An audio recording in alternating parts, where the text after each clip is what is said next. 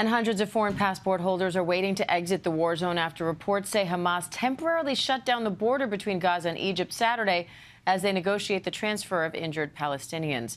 Meanwhile, we're now hearing from some of the Americans who made their way out of Gaza during the 3 days the Rafah crossing was open.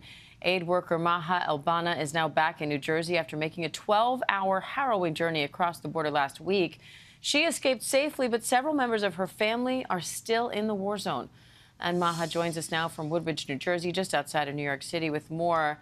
Maha, thank you for coming on. I'm sure this is still difficult to talk about, but I want to go back a few weeks. Where were you and what was it like when you suddenly realized you were trapped in a war zone? Well, I used to be staying in Gaza City. The first day this happened, we were actually planning on going to the beach. And, it was a weekend.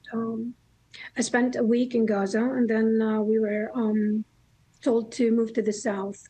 Then we moved to the south after a week, and it was not even safe there either.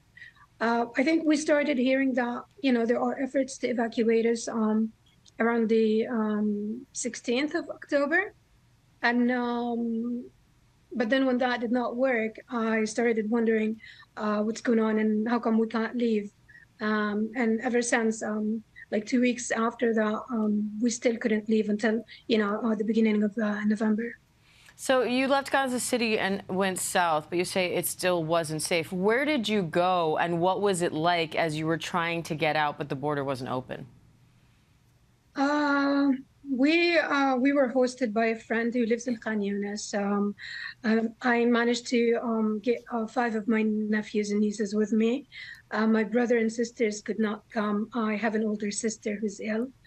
She needs arrangements for the bathroom and everything, and she couldn't leave the house. My brother decided to stay with her, and my other sister has 4 very little children, also could not leave. So I left those back in Gaza.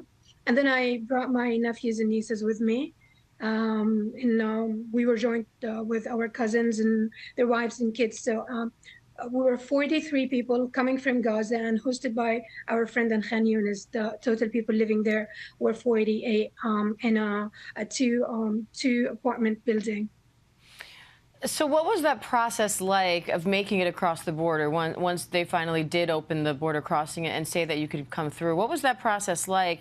And what happens now for your family members who you had to leave behind?